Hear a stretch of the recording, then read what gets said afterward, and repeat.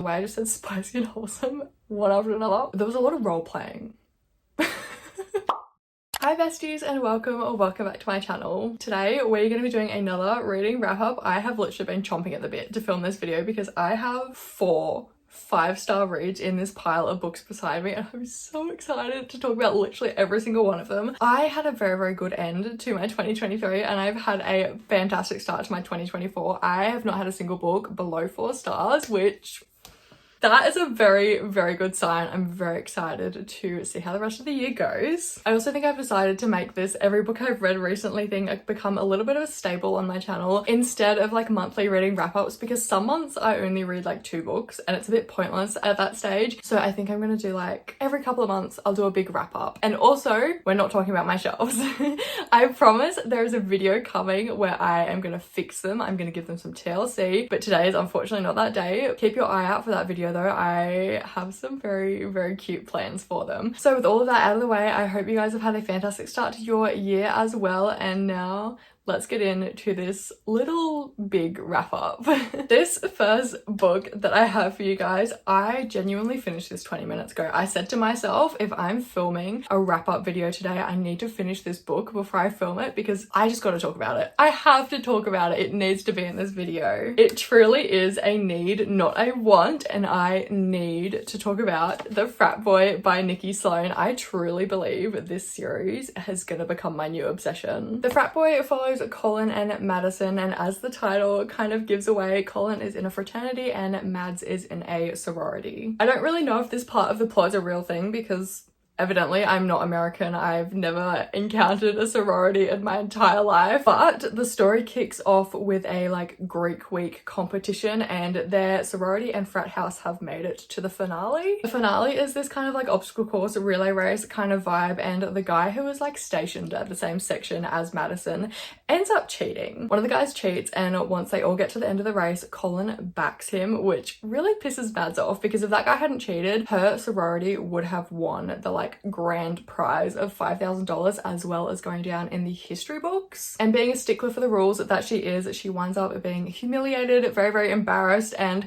tensions naturally are high and a mud fight breaks out because why wouldn't it? Everyone in attendance gets involved. The like marshals, the like council members, literally every person from all the different houses that are attending gets involved, and it turns out into this like all-out brawl. The trophy gets smashed and Madison and Colin unfortunately have to face the consequences of their actions. So Colin and Madison get kicked out of their sororities and their fraternities, and they're basically given a week to pack up their shit and get the fuck out. And so as 2 broke college students with terrible relationships with their parents, because if you're reading a college romance, they have to have mummy and daddy issues. It's like a requirement of the genre at this point. The 2 of them unknowingly end up responding to an advertisement for an adult film company. It's like a casting call audition kind of thing, and the 2 of them show up and they see each other and they're kind of just like, oh shit, because they are each other's scene partners. This book was honestly like nothing I've read before. I ended up giving it a 4.25 star, but when I tell you those first 200 pages, I was hooked. I devoured it in like a couple of hours one night. I was pissed that I had to go to sleep because I just wanted to keep reading. It was so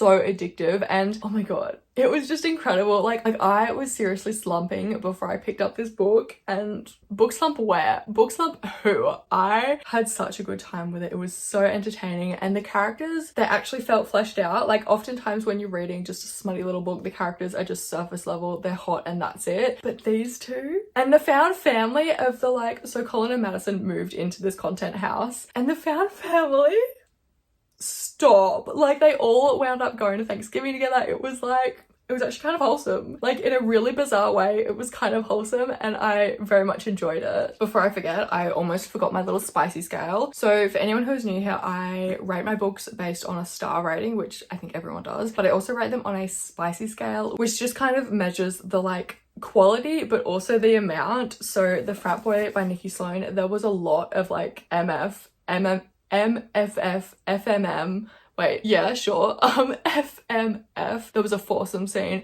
It was a lot, and so I think, what did I give it? I gave the spicy rating on this one a 4 out of 5. It wasn't like the most extravagant stuff, but it was just, there was a lot of role playing.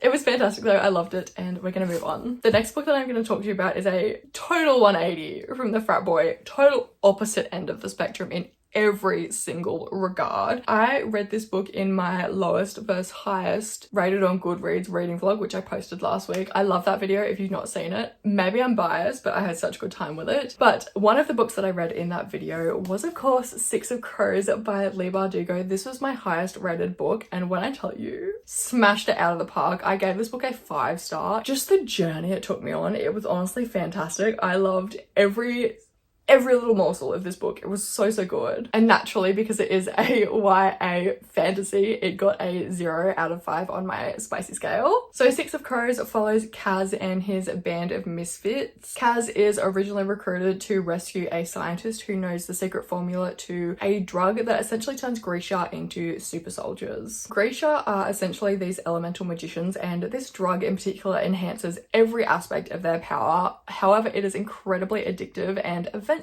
leads to their death. And this scientist who knows the secret formula has fallen into enemy hands, and so Kaz's recruiter, his employer, desperately wants him back. Small, tiny little problem. Mr. Scientist is being held in the most impenetrable fortress in the entire world. Absolutely not a problem for Mr. Kaz Brecker, however, because he is the best in the business, and he also winds up recruiting 5 other people to come along and help him. So Inej is his master of stealth. She's quiet, she's reserved. I love her. She's so me, to be honest. Jesper is his sharpshooter, and he's sort of like the comedic relief. I really loved his character. We also have Nina, who is a Grisha, Matthias, who has a lot of inside knowledge on this impenetrable fortress, and we also have Waylon, who also has inside knowledge, but he is also Kaz's employer's son, so he's a bit of leverage, he's a little bit of a bargaining chip. And so, as the title may suggest, Six of Crows follows the 6 of them as they attempt to break into this fortress and escape scot-free. I thoroughly enjoyed all of the just like planning moments in this book.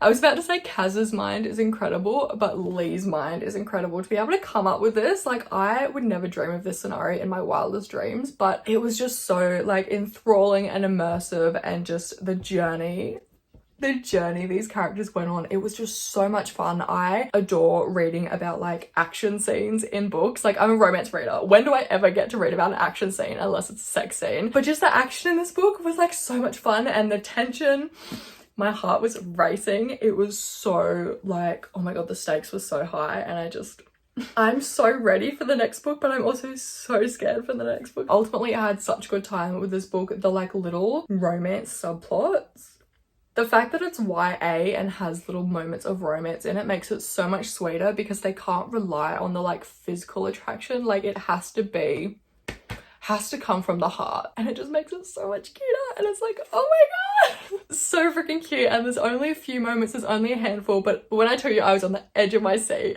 it was so cute. Moving on, the next book that I read before Six of Crows, why it's really throwing me off that I'm doing it backwards. Anyway, the next book that I have for you is, this book makes me so sad. I don't ever want to talk about it. Like, it was so good, but I'm so sad that this series is coming to a close, and just from that sentence alone, half of you probably already know what it is. But this book, I gave it a 5-star. This is Sable Peak by Devney Perry. I also gave it I'm undecided between a 2 and a 2.5 out of 5 on my spicy scale, because there was quite a few scenes, but they weren't like the most detailed, so maybe a 2.5. I'll be generous. Little tiny warning before I give this book a review. I will leave timestamps in the description if you want to skip it. I may include tiny small little spoilers for Crimson River, which is the book previous to this, because I can't really discuss the synopsis without talking about Crimson River. I will try my best though. Okay, so Sable Peak evidently is the final book in the Eden series by Devney Perry, and I'm so emotional that it's over. Like, I'm so glad I got to go on their journeys, but I'm so sad that it's over. Like, just keep the series going forever. Honestly, I already need next gen. Like, it's not a joke. Anyway, so Vera, our main female character in this book, is the daughter of alleged serial killer Cormac Gallagher, and after living in the wilderness up in the mountains with her father for for several years, she is finally reacquainted with society, and the way that they do this is by having her move in to the Eden family home on the ranch. So generally, Vera doesn't have a whole lot of life experience, and she finds herself becoming infatuated with Matteo, who is the youngest son of the Edens. So Matteo actually happens to be a single father, and his little daughter is the cutest thing ever. I think I like kids in books. I think that's what I'm coming to realize. If they're written well, I think I like them in books, which is horrifying to say, but here we are. Anyway, so Matteo is a single father and he's also a pilot, which is kind of how him and Vera bridge this gap. So Vera and her little infatuation with Matteo, the love was unrequited for a good few years. For a good first portion of this book, it was not returned. Matteo was completely oblivious, had no idea. But when I tell you, when he clicked on, when he figured it out, they made the cutest couple. And the way Vera was with Matteo's little daughter, I think her name was Ali, it was genuinely just like the cutest thing. But the main thing I actually really loved about this book was watching Vera sort of find her feet and actually like fall in love for the first time and establish a life for herself. I just thought it was so beautiful, and I really enjoyed watching her gain experience with everything in life and like begin to flourish. And it was just beautiful. And the ending to this book, it was just so perfect, and I'm so sad that it's over. But I loved this book. 5 stars, absolutely. Definitely recommend you read the series if you've not yet, because it's just incredible. I am so sweaty and my hair is going frizzy. Literally, look at that. That was straight. So moving on to these next few books, I went on a little bit of a novella binge in an attempt to finish my Goodreads goal. Because besties, I dropped my goal from 60 down to 50 and I barely even met that, but I did meet it with the help of these novellas. So the last novella that I read, this was actually my last read of 2024, was Merry Mischief List by Hailey Dickett. I gave this one actually a 4.5 stars. Crazy for a little novella. I think it's about 200 pages long. I also gave it a 3 out of 5 on the spicy scale. The whole premise is that this book follows a college cheerleader and the football team's coach. In the beginning of the book, Andy, the cheerleader, and her friend create this like a spicy mischief list, and over the Christmas holidays they have this goal to tick off every item. It ranges from being very PG, like baking cookies or something, to being very like R-rated, have a threesome kind of vibes. And yes, there is a MFM scene in this book, and it was really hot. So it all starts off with Andy bumping into Porter several times. The first interaction happens at the airport where they have no idea who each other is, and then again the next day they bump into each other again, and Porter kind of like agrees to help Andy with the more PG items of the list because Mans has no life. He just wants to get out and about and he wants to do some stuff, and the two of them are obviously not busy for the holidays, so they agree to help each other out with the easier, tamer items on the list. And for a good portion of this book it does indeed stay pretty tame until Andy's water at her apartment goes off. She has no running water whatsoever, and Porter, bless him, thinks it'd be a fantastic idea if she moved in and stayed with him for the remainder of the holidays, and things just went from there. And I had a fantastic time with this book. I think I finished it in like one afternoon. It was so much fun, and it was just like so lighthearted and easy to read. I don't think there was like any drama whatsoever, and it was just such a nice, like refreshing, spicy little wholesome fun. The way I just said spicy and wholesome one after another, it was just such a like fun read. I really genuinely had a good time with it. I'm very much looking forward to actually trying to pick up the rest of the books in this series because it is indeed number 2. I've not read number 1. I've got no idea what number 1 is about, but I'm very intrigued by Hailey Dickett and I quite enjoyed her writing, so I'm definitely going to check out more of her backlist. The next book that I read was actually a freebie when I signed up to this author's newsletter, so I read it on my phone, but I have a little card to represent it so I don't forget it. So I read Out of Sight by Gianna Darling. I gave this one a 4-star, and I also gave it a 1.5 out of 5 on the spicy scale. There was one scene, I don't remember how like detailed it was, so that's why it's getting a 1.5. This book was like 60 pages, and if I'm being honest, I don't really remember it. I was on a Goodreads challenge grind and it filled the hole. Okay, it was 60 pages long. I was gonna read it, but it is the prequel novella to the Fallen Men series by Gianna Darling, and in my opinion it was like the fantastic introduction. If you are thinking about getting into the Fallen Men series, definitely subscribe to Gianna's newsletter and get this guy for free because it was so just like entertaining, and it was like action packed, and there was so much shit going on in just the 60 pages. It was really good. Definitely insta love, but like It's 60 pages long. What do you expect? I do have some like thorough notes for this book because, as I said, don't remember much of it. But in the beginning of the book, our FMC has been kidnapped. I think her name was Taylene. She's been kidnapped and is like in the process of being human trafficked. Her kidnappers are trying to pull off a deal in a local bar, and our main male character, I think his name was Matt over here. Matt is not a particularly good person, but it's dark romance, so what do you expect? So he and the bartender end up stepping in and intervening after Taylene creates an opportunity for them. He gets shot in the process and he actually gains a nickname of Cyclops, which gives you an idea about where he got shot. So he ends up in hospital. Taylor's kidnappers try to assassinate him. They run off to a hotel. There's a wound carrying scene. They set up the kidnappers and take their revenge with the help of the fallen MC. And eventually they all just kind of wind up finding a home with the fallen MC after being on the run for their entire lives, and they just live happily ever after. And it's really, really sweet, and it's making me want to reread Lessons in Corruption because I'm assuming we heard about Cyclops in that book, but I have no idea if we did because I didn't know who he was. But it's making me want to go back and reread that book and then read the entire series because it's like reignited my passion for motorcycle romances. That's all I can really say. The next book I read was another novella. I'm going to try and keep this one short, but this is New Year's Day by Monica Murphy. This is a super cute, super quick read, which is kind of a bridging novella between the Lancaster series and the Next Gen series. It takes place on New Year's Eve and New Year's Day, as the title would suggest, and we essentially just spend a chapter with every single character that has been in the Lancaster prep series, as well as being thoroughly introduced to the children and like finding out who all the children belong to and like potential stories that could be set up for them. And it was just a very cute read, very easy. It was like 50 pages, not even, and it was really, really nice just to get this like official introduction to the Next Generation series, and I'm honestly very, very excited for it. And obviously New Year's Day has zero spice.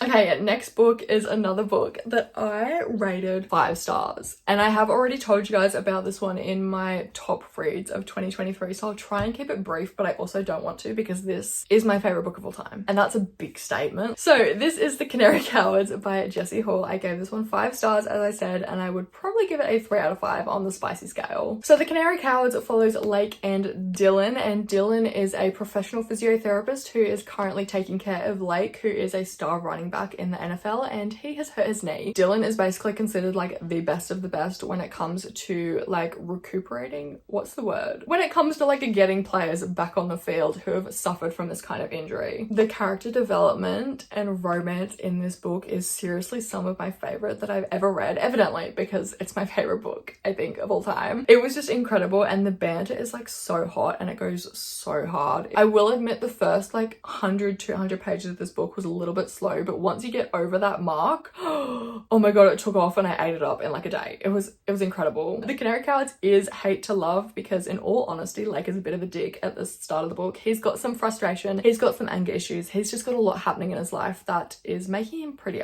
unhappy. Another thing that I adored about this book, and I feel like I didn't touch enough on in my like review of my favorite books of 2023, but the side plots in this book. Like obviously there is the main romance, but each character has a bit of a side plot happening. Lakes is with his dying mother who he desperately wants to make proud and get back on the field and show her like, you have reason to be proud of your son, you know? Let's just say I cried a few times reading this book. And then Dylan, that girl is so strong. Like I know she's a fictional character, but I just admire her strength because she is out here trying her damn best to keep her and her autistic brother afloat. I don't know if Jessie has a person in her life who is autistic, but just the information and the representation and the knowledge that this book gave me, it was such an eye-opener, and I really appreciated how just grounded in reality it all felt. This book felt so real and like it could genuinely happen, and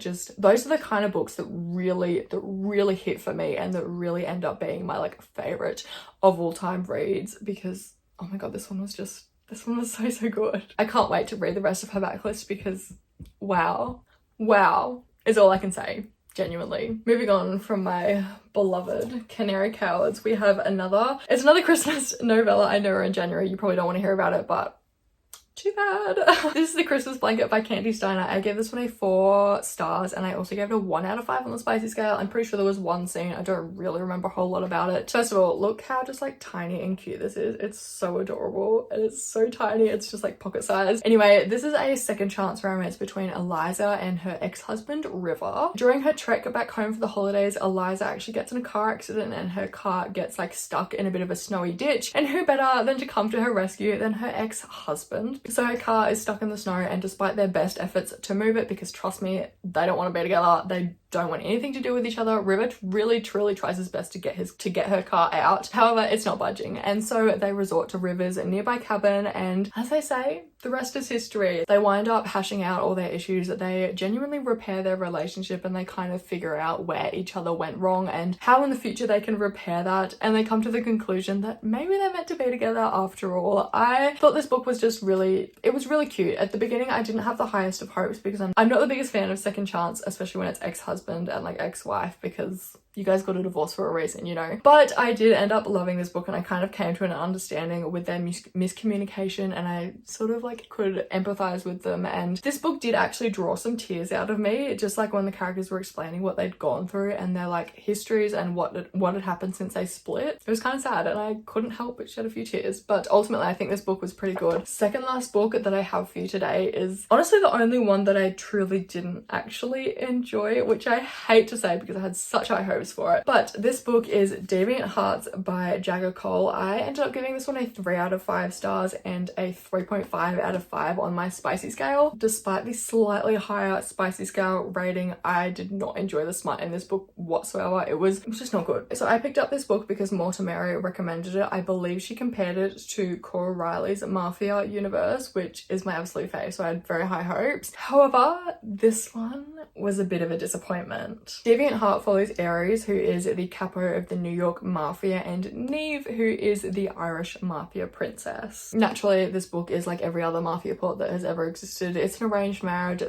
Jagger tried to throw a little bit of a twist on it with like a kidnapper and like threats and things. Plot in this book was decent. That was like the only thing that was going for it. But when I'm reading a romance, I'm expecting like emotional intimacy. I'm expecting emotional connection. I'm expecting you guys to progress, if that makes sense. I'm expecting you to build a relationship and like have progression and actually become like good partners, if that makes sense. And in this book, it was basically just like an instant physical attraction and that was it. So they were physically attracted to each other for the entire book, and in my opinion, there was no emotional connection. I don't mind if in a book they're like first physically attracted and like that's what kicks off their relationship, but I need that emotional connection to come in as well, because I get over the smart if it's not like, if I'm not invested in the relationship, I don't care about the sex anymore. So yeah, I got sick of this book very quickly because there was a lot of spice, not much substance, and the spice wasn't even like written that well. Like, I'm not trying to hate on male authors right now. Jagger is a male author. I have read male authors in the past, absolutely loved them, had the time of my life, but I think it just lacked that female gaze, which is so understandable. Like, I'm not expecting you to get inside my head and understand what chaos goes on up here.